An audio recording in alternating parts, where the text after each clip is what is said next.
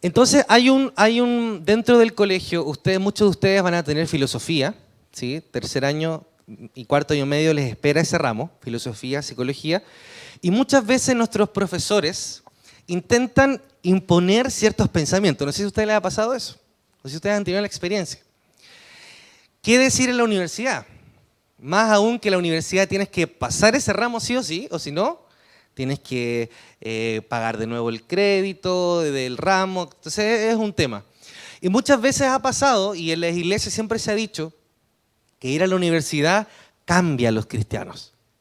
¿Han escuchado eso ustedes? Que muchas personas entran a la universidad full con el Señor, pero salen de la universidad con otro pensamiento. Como que algo pasó durante el proceso de la universidad. Muchos son en sus pensamientos cambiados, muchos se encuentran en un pensamiento que los acomode, o muchos otros quizás son de alguna forma engañados, porque la Biblia dice que somos engañados por filosofías. Entonces yo creo que hablemos hoy día de la epistemología y nuestra fe. ¿De dónde nace nuestra fe? ¿Por qué creemos en Dios? ¿Cuáles son los fundamentos de nuestra fe, incluso científicos, de que Dios existe? Porque déjame decirte que ciencia y fe no son incompatibles. ¿Cuántos dicen amén a eso?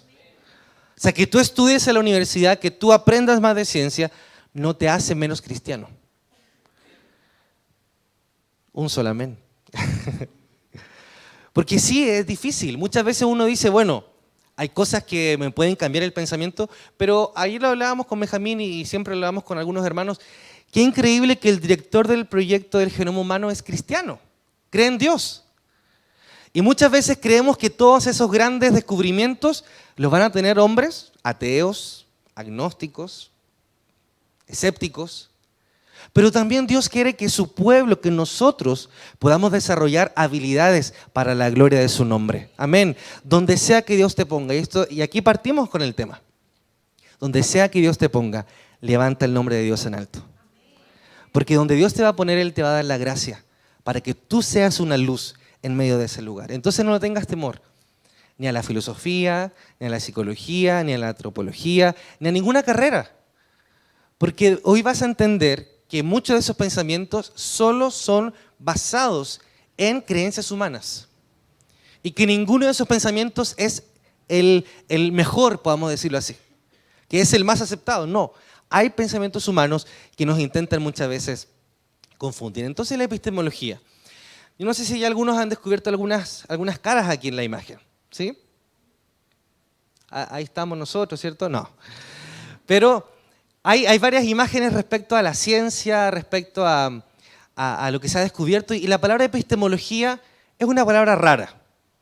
Pero la palabra epistemología, para los que están escribiendo, se compone de dos palabras, que es episteme y es logos. Episteme quiere decir conocimiento. Episteme quiere decir conocimiento y logos quiere decir el estudio de, el discurso de o la razón de. Entonces, es el estudio del conocimiento. Entonces, la epistemología, ¿qué es? Es una rama que se encarga de estudiar el conocimiento. Entonces, es súper interesante porque de aquí muchos pensamientos vienen a muchas veces intentar confundirnos, intentar alejarnos del Señor. Entonces, vamos a partir con lo que vamos a ver ahora en esta plenaria. La epistemología. ¿De dónde viene el conocimiento? ¿De dónde proviene el conocimiento? ¿Cómo conocemos? ¿Cómo sabemos que lo que conocemos es verdadero? ¿Te has hecho esas preguntas? Yo sé que quizás los niños dirán, no, pero hay una etapa en la adolescencia, adultez, que uno empieza a cuestionarse. Y uno dice, ¿y por qué voy a la iglesia? ¿Por qué creo en Dios? ¿Será que Dios es real? ¿Será que Dios es verdadero? No sé cuánto les ha pasado eso. Bueno, como aquí somos todos santos, no pasa, ¿cierto? Pero, de hecho, hay una teoría, y aquí vamos a entrar en materia, hay una teoría que dice que mientras más tú te cuestiones algo, más vas a tener certeza de eso. Es súper interesante.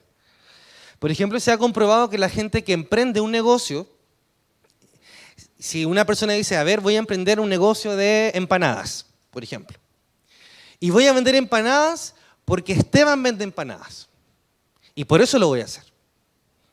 Se ha comprobado que la persona que emprende de esa forma, sin tanto cuestionamiento, no perdura en el tiempo.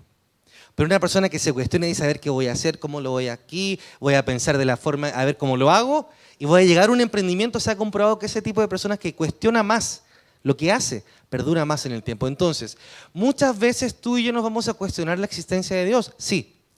Pero eso te asegura, ¿sabes qué? Que vas a permanecer en el Señor. Porque mientras más tú te cuestiones, mientras más le preguntes a Dios, el Señor te va a entregar de su palabra y de su sabiduría. Amén.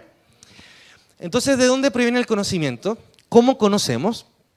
¿Cómo sabemos que lo que conocemos es verdadero?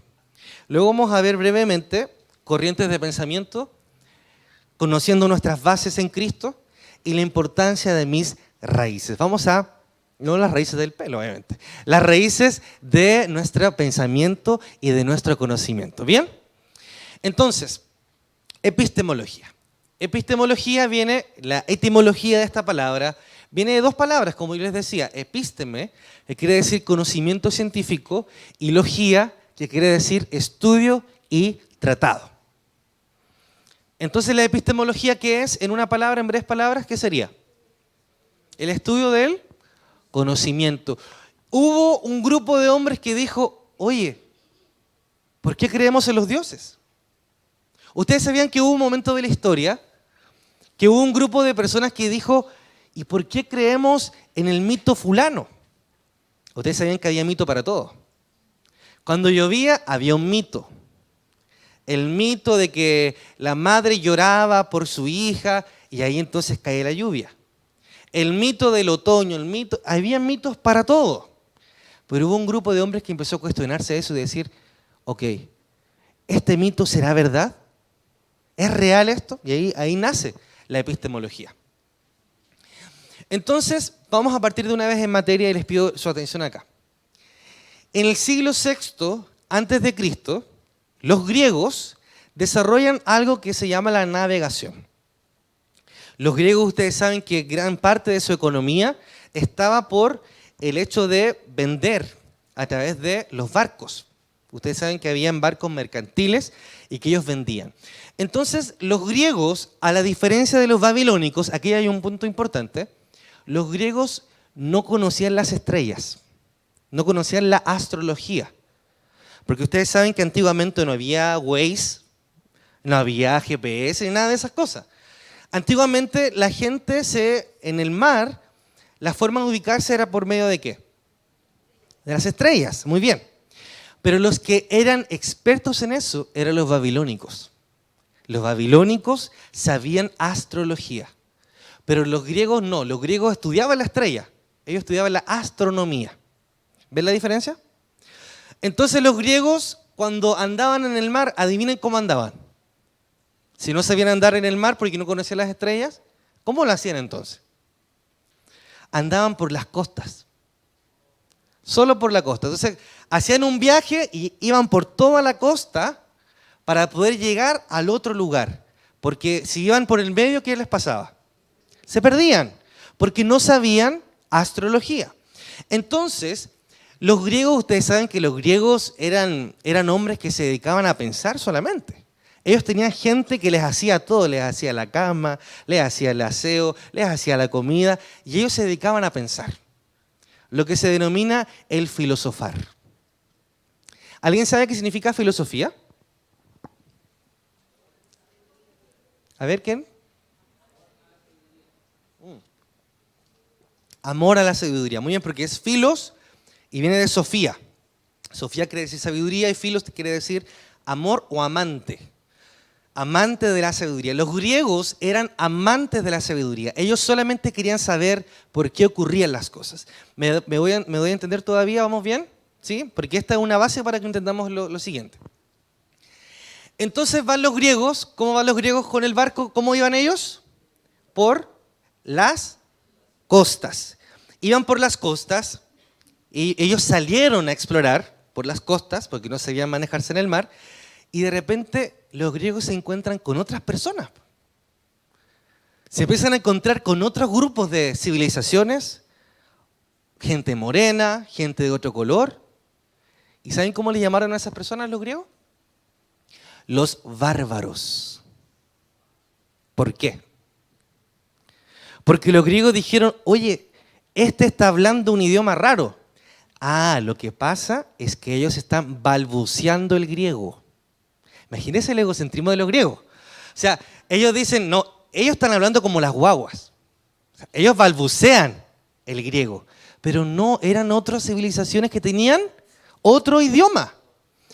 Pero los griegos eran muy narcisistas, muy egocéntricos, y ellos dijeron, no, ellos balbucean nuestro idioma. Eso es lo que pasa. Y les pusieron los bárbaros.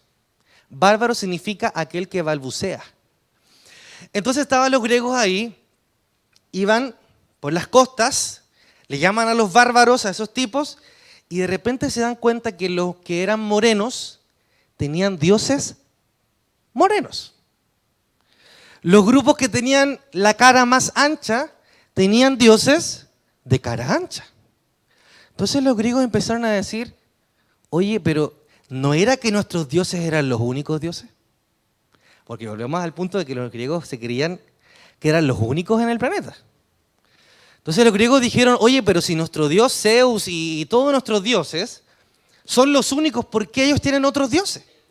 Entonces ahí los griegos empezaron a decir, ¿no será que algo pasa que el hombre empieza a ser dioses? Y los dioses que hace los hace parecidos, ¿a quiénes? A su grupo, a ellos mismos. ¿Me van siguiendo? Entonces los griegos, su narcisismo, su arrogancia, los hace llamar a este grupo bárbaros, balbucean en el griego. Entonces los griegos empiezan a decir, ok, a lo mejor todo lo que creemos nosotros no es tan así. A lo mejor nuestro dios Zeus y todos los dioses que nosotros hacemos mitos de todo, no es tan así la cosa. Entonces los griegos empezaron a cuestionar los mitos y por lo tanto empezaron a cuestionar a sus dioses. Y ahí nace la epistemología, ahí nace el conocimiento, porque el ser humano empezó a decir, oye, hay una explicación. Que caiga agua del cielo no es porque la diosa tanto está llorando, porque el otro grupo dice que es otra diosa. El otro grupo dice que es otro dios. Entonces, algo químico, algo físico, algo ocurrirá. Entonces ahí los griegos empiezan a estudiar y la filosofía se divide. Porque ustedes saben que la filosofía era todo. El filósofo era médico, el filósofo sabía leyes, el filósofo sabía todo. Pero ahí se divide la filosofía en líneas más específicas. Por ejemplo, un Hipócrates, ¿qué estudiaba Hipócrates? ¿Se acuerdan? ¿Alguien se acuerda? La medicina, muy bien. Hipócrates estudiaba la medicina, entonces él se dividió en esa línea de medicina. Entonces así nace el conocimiento, hermanos. Cuestionándose a los dioses. Entonces aquí vemos una imagen. Los griegos hacían todo ese recorrido por las costas. Y por lugar que iban, ellos iban dándose cuenta de que los dioses que ellos tenían no eran los que ellos pensaban que eran reales. Al parecer, cada grupo formaba y creaba a su dios. ¿Hasta aquí? ¿Bien? Muy bien. Entonces, la epistemología tiene que ver cómo el conocimiento se desarrolla. Y el conocimiento se desarrolló porque un grupo de hombres, específicamente los griegos, se cuestionan el conocimiento. Empiezan a decir, ok, esto tiene que tener una explicación. Y la explicación de esto tiene que ser comprobable. Entonces ahí nace la fuente de la epistemología, que son tres. Tenemos la época antigua, que sería del siglo VI al siglo VI antes de Cristo, 600 años antes de Cristo. Siglo IV después de Cristo, época medieval y la época moderna. Tres periodos importantes para el conocimiento. Tres periodos. Época antigua. ¿Quiénes son los más referentes aquí? Ustedes van a reconocer algunas caras. Platón. Platón, de hecho el nombre lo tiene por su cara, su rostro, porque era como un plato. ¿Sí? Platón fue reconocido como el primer racionalista.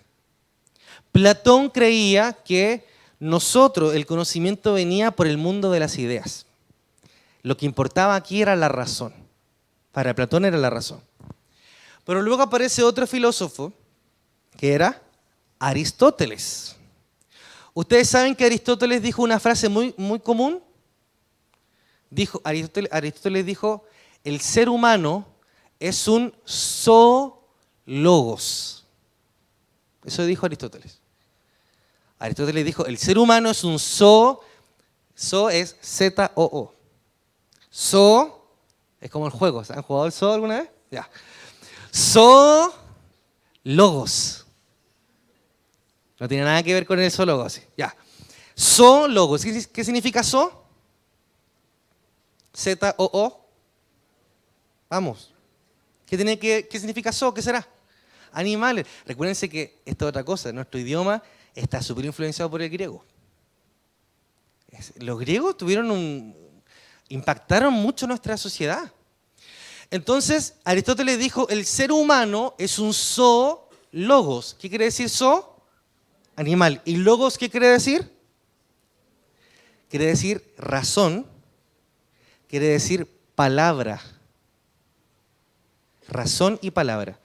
Los libros de nosotros, cuando estudiamos en el colegio, siempre decían que Aristóteles dijo, el hombre es un animal racional. ¿Lo habían leído alguna vez eso? Sí. Pero si logos también significa palabra, ¿no será que Aristóteles también quiso decir, el hombre es un animal que habla? Porque él se dio cuenta de que el ser humano era un animal que tenía palabra. Y que la palabra rara que no se entendía eran bárbaros. Porque tú balbuceabas. Nosotros tenemos la explicación bíblica. ¿Se acuerdan de la Torre de Babel? Hay una explicación bíblica para eso. Bien. Entonces Platón fue el primer racionalista. Él decía, todo viene de las ideas. Y Aristóteles dijo, no. Yo creo que el conocimiento viene de la experiencia. Tengo que comprobar para decir esto es real. Entonces ahí nacen dos corrientes. El racionalismo que tiene que ver con la razón, las ideas, y el empirismo que tiene que ver con la experiencia.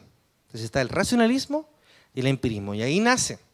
Se divide entonces el mundo sensible, que era Aristóteles, y el mundo de la razón, que era Platón. ¿Me doy a entender acá, hermanos? ¿Hay alguna duda respecto a esto? Ellos fueron los primeros. Esta es la época antigua. Los primeros filósofos fue Platón y Aristóteles, y otros más, obviamente. Luego tenemos la época medieval. Y en la época medieval aparecieron dos hombres que ustedes lo han escuchado. Santo Tomás. ¿Han escuchado a este personaje? Ya. Admisión 2020. Ah, lo conocen. Ya. Tú puedes. O tú debes. Ah, ya, esa es otra. Bien. Tomás de Aquino fue uno de los filósofos y teólogos de esta historia. Y Agustín de Hipona. ¿Han escuchado del Centro de Formación Técnica San Agustín? También nace de aquí. Entonces, estoy haciendo pura publicidad hoy día de la universidad. Ya. Entonces, aquí Tomás de Aquino y Agustín de Hipona, que a propósito siempre que ustedes lean Tomás de tanto, quiere decir de dónde eran. Por ejemplo, yo me hubiera llamado Juan Carlos de Talca. Así me hubiera llamado yo, ¿sí? Fome, ¿cierto? Hubiera sido fome. Ya. Tomás de Aquino, Saulo de... Ah, ¿de dónde era Saulo? De Tarso. ¿Era de dónde? Porque Pablo era filósofo. También vamos a ver eso, Pablo era filósofo. Bien, entonces Tomás de Aquino tuvo algo súper importante. ¿Saben qué hizo Tomás de Aquino? Guardó todos los escritos de Aristóteles.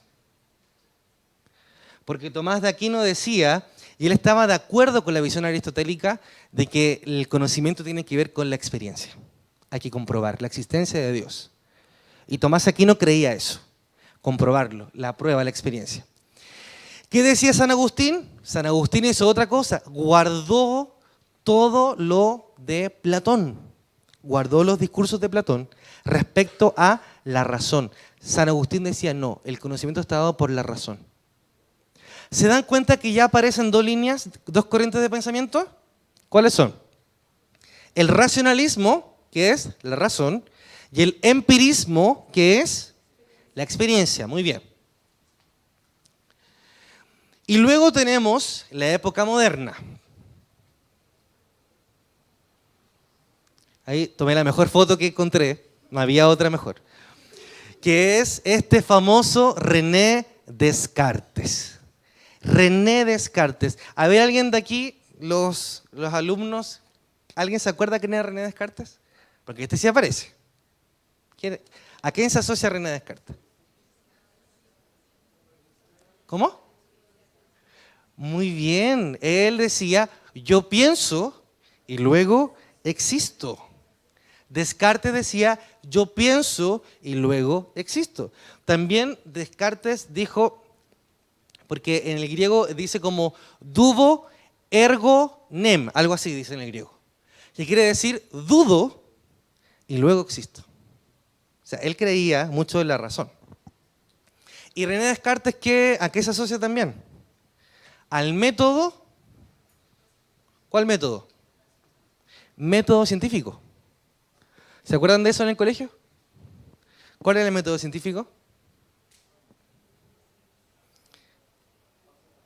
Pasa palabra. Ya. ¿Cuál es el método científico? Introducción, hipótesis, metodología, método, comprobación de hipótesis, observación. O sea, todo eso es el método científico y Descartes lo propuso. ¿Sí? Descartes lo propuso. Como una forma también de poder mostrar evidencia. Luego aparece Immanuel Kant.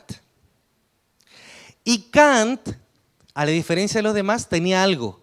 Él mezclaba las dos líneas. El racionalismo y el empirismo. ¿Y cómo se llama esa mezcla de dos líneas? Representacionismo. ¿Ya? Bien. Sé que es mucha información, pero quise resumir todo lo que podía para poder explicar lo que yo quiero enseñar hoy. Entonces, Kant, una de las cosas más importantes que se le acuñan a él es la teoría de la causa y efecto. Todo tiene una causa y todo tiene un efecto. Eso es lo que dice Immanuel Kant. Y luego tenemos a otro, también fue la mejor foto que encontré, de John Locke. John Locke, ¿saben qué creía John Locke? Que tú y yo veníamos al mundo como una pizarra en blanco. ¿Qué significa eso? Que tú llegaste, por ejemplo Esteban, una guaguita con una pizarra en blanco. Y su mamá empezó a escribir, su familia empezó a escribir en él y todo lo que él sabe lo aprendió aquí. Porque él viene con una tabla o una pizarra en blanco. Descartes decía que no, que nosotros tenemos algo que es el innatismo, que ya tenemos cosas del mundo de las ideas. John Locke decía no, todo lo aprendes aquí. Y Kant tenía una mezcla, representacionismo, una mezcla de ambas creencias, racionalismo y de empirismo. ¿Vamos bien hasta acá, chicos? ¿Alguna duda que podamos resolver rápidamente? ¿Alguna pregunta? Gracias. ¿O alguien quisiera aportar? Porque yo sé que aquí hay personas que saben harto igual de esto. ¿Preguntas? ¿Dudas? ¿No? Bien. Súper. Entonces, ¿queda claro? ¿Qué? Vamos a ver atrás. Hay 3 épocas importantes en la epistemología. ¿Qué significa epistemología? El estudio del conocimiento. Cuando los griegos se cuestionaron los mitos, se cuestionaron los dioses. Entonces aparece la época antigua, aquí tenemos a Aristóteles y Platón. La época medieval tenemos a Santo Tomás y San Agustín. Y en la época moderna tenemos a Descartes. ¿A qué más tenemos? Kant y Locke. Muy bien. Esos son como los exponentes principales. Excelente. Entonces, vamos a avanzar.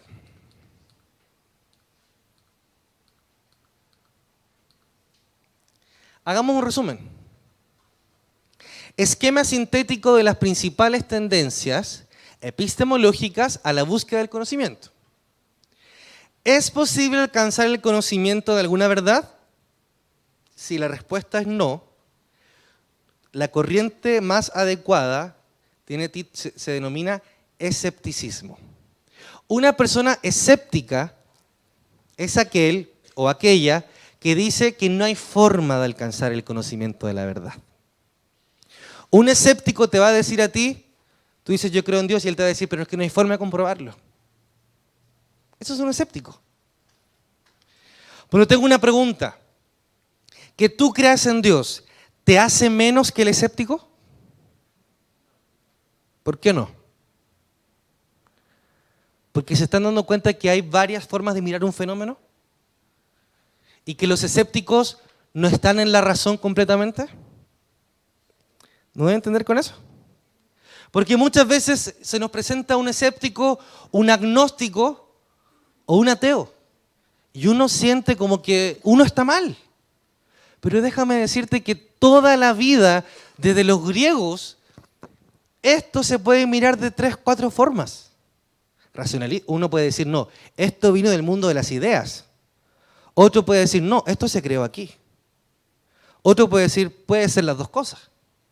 Entonces tú, y aquí vamos partiendo de la primera idea, tu fe y mi fe, si bien es cierto, puede ser cuestionada en algún momento, tú tienes que tener claro qué es tu postura. Y tu postura es válida. Tu postura es válida. Porque un teísta, aquel que cree en Dios, por ejemplo, que podemos denominarlo así, es válido, al igual que un escéptico. Son posturas. No te hace ni menos ni más. ¿Por qué? Porque que lleguemos al conocimiento de la verdad, todo, le digo la verdad, ¿verdad? Es difícil.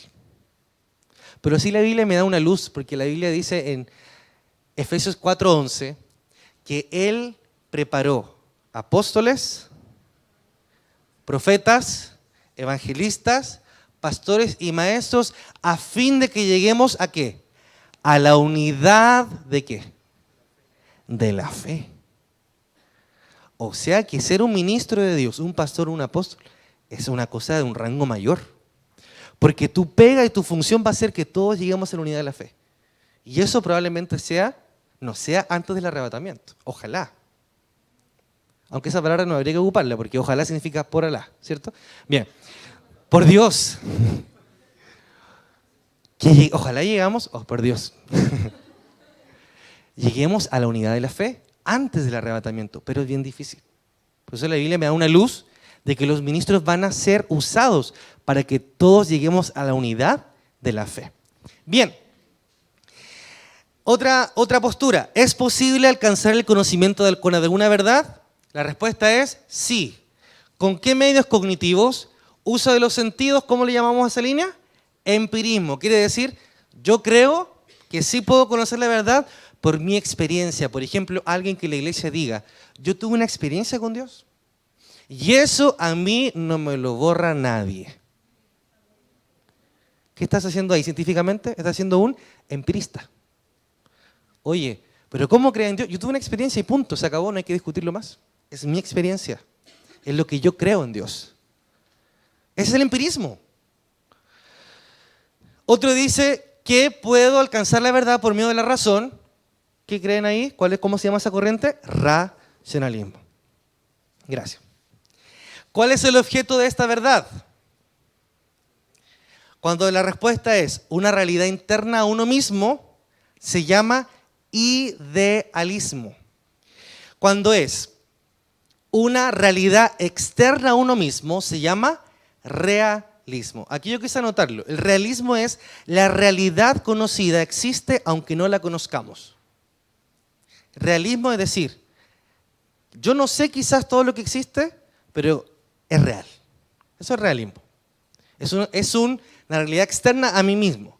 El idealismo dice no, la realidad conocida tiene existencia solo en la medida en que nosotros la conocemos. O sea, el perro es real porque yo lo vi, porque yo lo conozco. Pero el perro no sería real si yo nunca lo he visto. Por ejemplo, si nos vamos a pensar sobre los unicornios, que están de moda los unicornios hoy día, ¿cierto? ¿Son reales o no son reales? Si una persona es realista, diría, no, porque yo nunca he visto un unicornio. Pero si la persona es idealista, diría sí, porque eso existe aunque yo nunca lo haya visto. ¿Se dan cuenta de la diferencia? Entonces, si hacemos una síntesis de las principales tendencias epistemológicas, tenemos, ¿es posible alcanzar la verdad o el conocimiento de alguna verdad? No, escéptico. Si dice sí, puede ser empirista, racionalista, idealista o realista. Entonces, esa es una síntesis. Pero lo que yo quiero mostrarte es, tu fe y mi fe no puede ser cuestionada al punto de decir, no, ¿cómo tú crees en Dios? Porque existen posturas. ¿Me voy a entender con eso, chicos? ¿Les quedó claro? ¿Sí? Porque yo quiero que ahora vayamos a la Biblia. Vayamos a lo que dice el Señor, a través del apóstol Pablo. Vamos a Colosenses, capítulo 2, verso 6. Colosenses, capítulo 2, verso 6.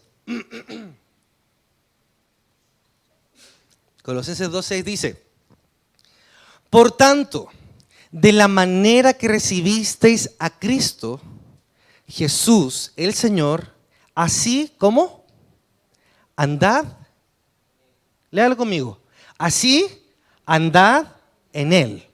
Por tanto, de la manera que recibisteis a Cristo Jesús, el Señor, así andad en Él. Firmemente arraigados y edificados, ¿en quién? En Él. Y confirmados en vuestra fe, tal como fuisteis instruidos, rebosando de gratitud. Lo leo una vez más, son palabras del apóstol Pablo. ¿El apóstol Pablo era filósofo? ¿Sí o no? Sí. Yo estuve averiguando y la verdad es que se desconoce un poco su postura. Se desconoce específicamente qué postura tuvo el apóstol Pablo, filosóficamente hablando. Pero sí sabemos que el apóstol Pablo había leído un montón. Porque el apóstol Pablo hablaba griego, hablaba hebreo. O sea, él tenía un nivel intelectual muy alto. Entonces el apóstol Pablo nos dice, a través de Colosenses, dice: por tanto, de la manera que recibisteis a Cristo Jesús el Señor, así andad en Él. ¿Cuál fue la manera en que recibimos a Cristo Jesús? Muchos de nosotros apasionados por el Señor. Pero que esa pasión muchas veces va menguando. Así andad en Él, firmemente arraigados y edificados en Él y confirmados en vuestra fe, tal como fuisteis instruidos, rebosando ¿de qué? Yo marqué en negrita claves que ahora vamos a estudiar para poder estar firmes en nuestra fe, para que nuestros fundamentos en medio de nuestra formación académica, en medio del sistema en el que estamos, no pueda ser atacada. ¿Cuántos me van siguiendo todavía, hermanos? ¿Amén? Bien. Y aquí está el texto base, dice: mirad que nadie os haga cautivos por medio de su filosofía y vanas sutilezas, según la tradición de los hombres, conforme a los principios elementales del mundo y no según Cristo. ¿Cuáles serían esas filosofías y vanas sutilezas? De lo que acabamos de aprender hace unos minutos. ¿Qué líneas podrían ser? Las que leíamos, el escepticismo. ¿Qué más? El idealismo, el racionalismo. Que digan: no, tu Dios no existe, tu Dios no es real. Porque, qué sé yo, porque Aristóteles dice que el animal es un animal racional, entonces tú no eres de Dios. O porque el filósofo era ateo, su línea era una filosofía, ¿cómo lo dice Pablo? Filosofía y vanas sutilezas. ¿Por qué son vanas? Porque según la tradición de ¿quiénes? Los hombres. Hermano, los griegos cuando empezaron a indagar en la epistemología, ellos estaban inspirados ¿por quién? Acuérdense cuál era la característica de los griegos, de su personalidad. ¿Cómo eran ellos? Egocéntricos, narcisistas. Su conocimiento fue motivado ¿por qué? Por su propio ego. Porque yo quiero aprender, porque yo quiero saber. Entonces la filosofía que está, según la tradición de los hombres, es vana, es sin peso. Eso significa vano, sin peso. Entonces, si uno averigua bien y uno empieza a estudiar este texto, Pablo era filósofo. Pablo sí sabía. Y Pablo no estaba diciendo no crean en la filosofía. Pablo estaba diciendo, por favor, ojo, hay filosofías que están según la tradición de los hombres y no conforme a los principios de Cristo. Conforme a los principios elementales del mundo y no según Cristo. Porque toda la plenitud de la deidad reside corporalmente en Él. Entonces yo quiero ir ya centrando para finalizar esta primera parte. ¿Cómo hacemos eso que el apóstol Pablo dice ahí? Que no nos dejemos engañar, que no nos dejemos estar cautivos por vanas filosofías. ¿Cómo lo hacemos? Ya nos vimos las 3 películas de Dios no está muerto. y aún así siento que me faltan argumentos. Son 4, ¿no? 3, ya. Muchas veces uno dice, voy a tener el mejor argumento. Hay principios bíblicos para que tú y yo podamos permanecer en nuestra fe sin ser cautivados por filosofías y vanas sutilezas. ¿Cuántos quieren recibir esas claves? Amén. El apóstol Pablo las da. Miren lo que dice. Claves para resistir. Número 1. Primera clave. Andad en Él. Andad en Él. ¿Sabes qué significa la palabra andad en el griego? Seguir. Imitar. ¿Quieres que tu fe permanezca? Anda en quién? En Él. En otras palabras es, sigue a Cristo. Sigue al Señor. Imita al Señor. Síguelo. Andad en Él es seguirlo. Primera clave. Para no ser cautivos. Segunda clave. Firmemente arraigados ¿en quién? En Él. ¿Sabes qué significa la palabra arraigado en el griego? Echar raíz. ¿Qué pasa si un árbol echa una raíz en un terreno y pone sus raíces ahí? ¿Qué le va a pasar a ese árbol? Va a permanecer ahí. Aunque pase lo que pase por encima. Lo van a cortar, lo van a hacer lo que sea, pero un árbol con raíces en un lugar va a permanecer. ¿Qué nos dice el apóstol Pablo? Estén firmemente arraigados ¿en quién? En Cristo. Firmemente arraigados en Él. Y la tercera clave, rebosando de gratitud. Una forma también en cómo Dios va a guardar nuestra fe es que siempre estemos agradecidos con el Señor. Ustedes vieron la película Dios no está muerto 1, ¿verdad? ¿Qué fue lo que detonó en gran parte del ateísmo de ese profesor? Había un odio, había un sentimiento extraño. Y eso lo llevó a decir, ok, Dios, no, para mí no. O Dios, no, él decía, Dios está muerto, decía él. Entonces muchas veces nuestra alma también por los sentimientos de ingratitud, sentimientos de enojo, ira contra Dios, llegó a pensar y decir, no, Dios. Entonces tu fe empieza a tambalear. Entonces en la universidad conoces a un profesor que te empieza a enseñar filosofía y te empieza a cautivar con estas sutilezas y tú cambias tu fe, cambias tus fundamentos. Entonces las 3 claves son, andad en Él. ¿Qué es andad en Él? Seguirle, seguir a Cristo. Clave número 2, firmemente arraigados. ¿Qué significa eso? Echar raíces ¿en quién? En Cristo Jesús. Y la tercera clave, rebosando de gratitud. Eso es lo que dice la Biblia. Gratitud, alabanza constante en mi vida. Entonces quiero ir casi terminando. Salmo 1, verso 1. Claves para resistir a todas estas ideologías que estábamos estudiando hace un poco. Salmo 1, verso 1 dice, afortunado el que no sigue el consejo de los perversos, ni el ejemplo de los pecadores, ni se une con los que andan burlándose de todo. ¿Cómo podríamos llamar a este grupo de hombres perversos que se burlan de Dios, por ejemplo? ¿Cómo los podríamos llamar? Escépticos, muy bien. Hombres que dicen, no hay forma de saber que Dios es real. ¿Qué dice el Señor en Salmo 1? Afortunado es aquel que no sigue el consejo de los perversos, ni el ejemplo de los pecadores, ni se une con los que andan burlándose de todo. Aquí vemos otra clave para resistir. ¿Cuál es? Alejarme de aquellos que se burlan de Dios.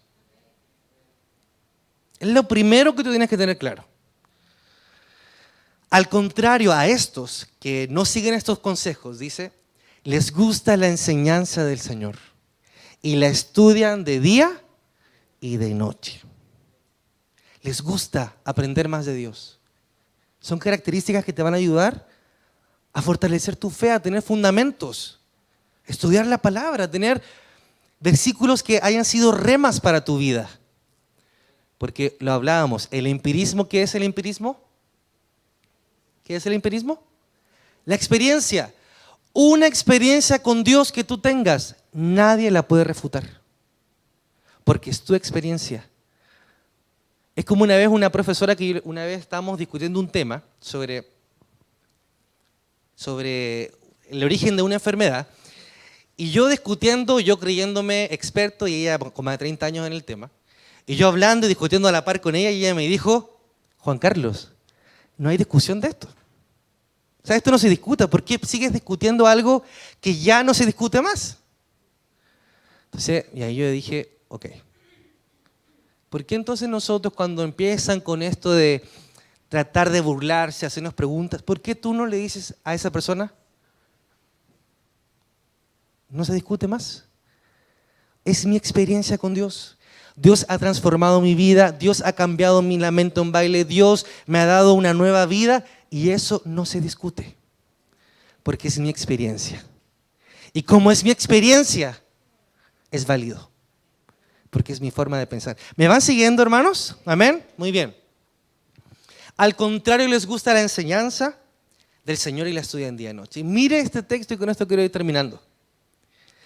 Será tan fuerte como un árbol plantado junto a corrientes de agua fresca, que da su fruto en el momento adecuado y al que nunca se le caen las hojas. Y además, le irá bien en todo lo que haga. ¿Cuántos quieren recibir esa palabra de bendición? Vamos a rebobinemos brevemente. Claves para mantenernos firmes en medio de este sistema. Primera clave, andad en Él. ¿Qué significa eso? Seguir a Cristo, estar pegado al Señor, congregarse en la ciudad donde esté, buscar al Señor.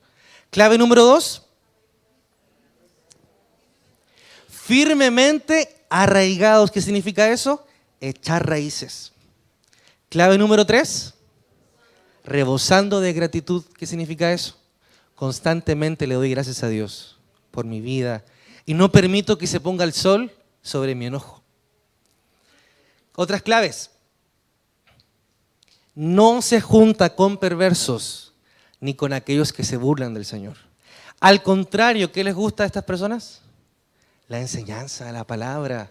Quieren saber más del Señor, quieren llenar su fe de palabra revelada, y no solamente palabra logos, sino remas de Dios.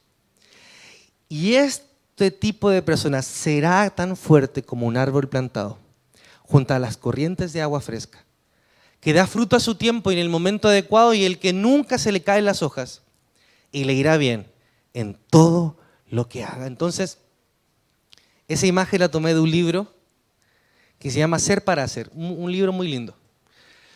Y me gustó porque lo que quisieron ilustrar con esta imagen de este árbol es que lo de arriba son los frutos. Y el sistema de hoy, el mundo hoy, se enfoca en ¿qué? Logros, riqueza, bienes. Mientras más verde tengo mi árbol, mientras más frutos tengo mi árbol, ¿cómo me ven en la sociedad? Exitoso, me respetan. Pero ¿sabes qué? Hay muy poca gente que está invirtiendo su tiempo en invertir en sus raíces, en conocer sus bases, en asentar qué es lo que creo, qué es lo que yo siento de parte de Dios. Hay muy poca gente así. ¿Y sabes cuál es el desafío de Dios para nosotros hoy? Primero que nutramos nuestras raíces, que las nutramos. Que no nos enfoquemos tanto en las añadiduras y nos enfoquemos más en echar raíces en el Señor. ¿Amén? ¿Y sabes qué quiere Dios? Que esas raíces puedan ser mostradas al mundo. Y no solamente sean tus raíces y tú las ocultes. Aleluya, gloria a Dios, yo me voy con el Señor y no me importa el mundo. No. Dios también anhela que tú llegues a un nivel en que tus raíces sean expuestas. Y la gente te diga, oye, ¿cómo lo haces? ¿Te va bien en esto? ¿Te resulta acá? Veo algo en tu vida, veo paz, veo gozo. ¿Y tú qué vas a hacer? les vas a mostrar tus raíces. ¿Qué es lo que permite que tu árbol esté verde? ¿Qué es lo que permite que tu árbol tenga fruto? ¿Qué es lo que permite que tu árbol esté siempre fuerte en el Señor? ¿Cuántos dicen amén, hermanos? Amén. Entonces la raíz de un árbol le da fijación, le da absorción y le da reserva. Tus raíces en Cristo, mientras más las fortaleces, vas a tener fijación en el Señor. Vas a tener absorción, vas a poder adquirir, en medio de la dificultad, vas a adquirir nutrientes en Cristo que te van a permitir estar firmes en Él. Y también las raíces, adivinen qué hacen. Reservan para cuando el día es malo, la raíz tiene agua suficiente para poder resistir. Hoy en día la gente solo hace su árbol de la tierra hacia arriba. Logros, logros, logros, logros. Pero pocos hacen su árbol con raíces. Por eso es que uno ve muchas veces matrimonios que no fructifican. Vemos personas que pierden su fe. Porque se les olvidó que enfocar en qué? Sus raíces. Y el Señor hoy nos está llamando a que además del conocimiento que adquiramos, enfoquemos nuestras vidas en nuestras raíces. ¿Sabes qué es la raíz en una palabra? Es el entender quién eres en Dios. ¿Cuál es tu valor? ¿Cuál es tu identidad? Cuando entiendes eso, déjame decirte que vas a estar firme en medio de cualquier proceso de tu vida.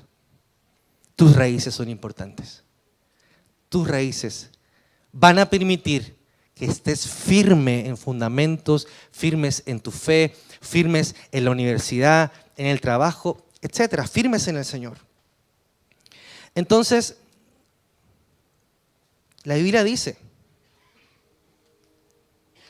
Apocalipsis 22:16 dice, yo soy la raíz y el linaje de David, la estrella resplandeciente de la mañana. ¿Palabras de quién? Jesús diciendo, yo soy la raíz. El Señor quiere que nuestra raíz no sea el dinero. La Biblia dice que la raíz de todos los males es el amor. ¿A qué? Al dinero. También la Biblia me dice que hay una raíz de amargura. Pero el Señor quiere que tu raíz se llame Cristo Jesús. Que tu fe esté en Cristo. Tus fundamentos estén en el Señor. Y podamos cumplir este texto. No vivan ya según los criterios del tiempo presente. Al contrario, cambien su manera de pensar. ¿Qué sería cambiar la manera de pensar? ¿Sabes qué sería cambiar la manera de pensar?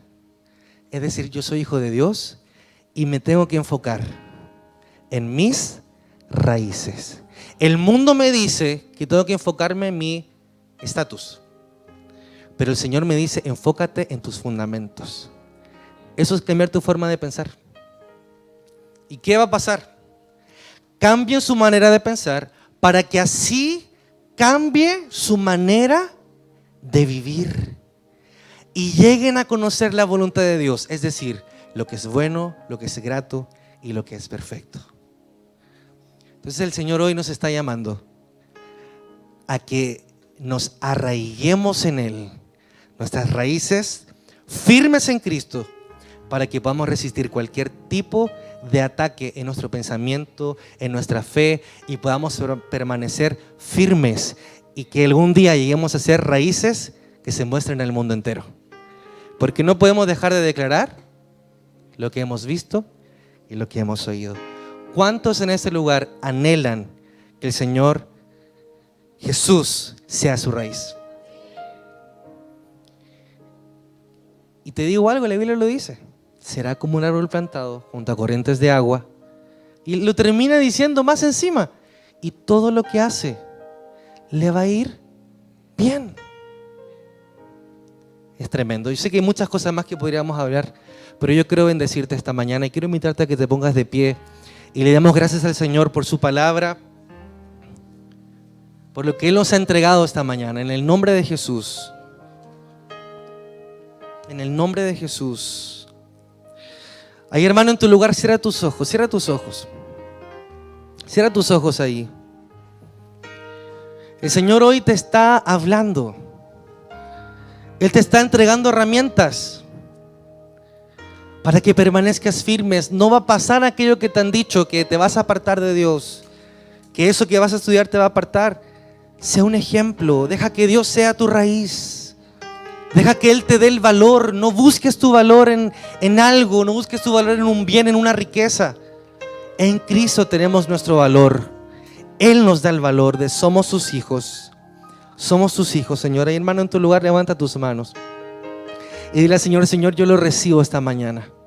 Yo lo recibo. Hoy me arraigo a ti, Señor. Hoy pongo mis raíces en Cristo Jesús. La palabra dice: buscad primeramente el reino de Dios y su justicia, y todo lo demás será añadido. En el nombre de Jesús, lo creemos, Señor. Lo creemos con nuestra vida. Lo creemos con todo nuestro corazón. Gracias, Señor. Sí, Señor. Me envuelves hoy como una canción, melodía de tu amor. Cantas libertad. Cantas libertad en mi adversidad, hasta que huya el temor. Le puede decir al Señor: ya no soy un esclavo. Ya no soy un esclavo del temor. Yo soy hijo de Dios. Ya no soy un esclavo del temor. Yo soy un hijo de Dios. Yo soy hijo de Dios. Ya no Soy un esclavo del temor. Yo soy hijo de Dios. Ya no soy un esclavo del temor. Yo soy hijo de Dios.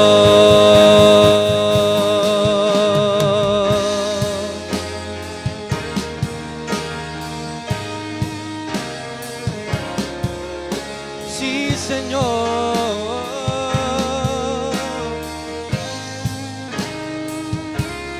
Desde el vientre fui escogido en ti.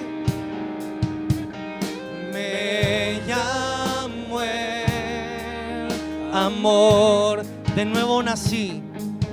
De nuevo nací, recibido en ti. Tu sangre en mí fluyó. Ya no soy un esclavo del temor. Yo soy hijo de Dios. Dígaselo a Él, dígaselo a Él. Ya no soy un esclavo del temor. Yo soy hijo de Dios. Abriste el mar para que yo camine. Tu amor ahogó todo el temor. Me rescataste y yo cantaré. Yo soy hijo de Dios. Abriste el mar para que yo camine.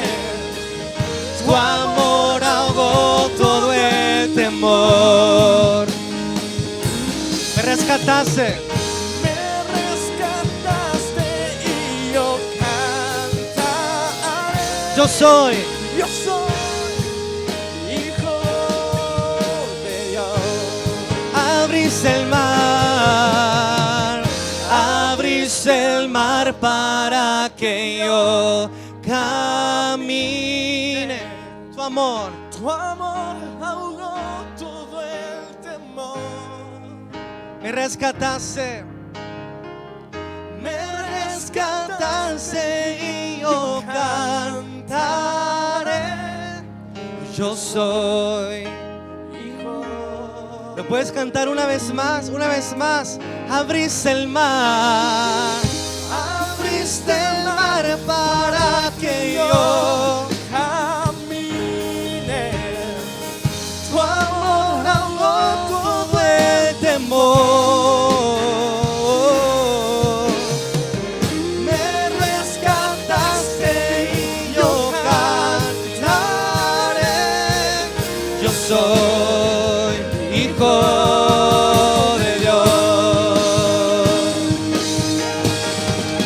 Abriste el mar para que yo camine. Tu amor ahogó todo el temor. me rescataste y yo cantaré. Yo soy hijo de Dios. Yo soy hijo de Dios. Yo soy hijo. ¿Lo puedes declarar? Yo soy hijo de Dios. Yo soy. ¿Lo crees? ¿Lo crees con todo tu corazón? Yo soy. Yo soy. Eso es. Yo soy hijo de Dios.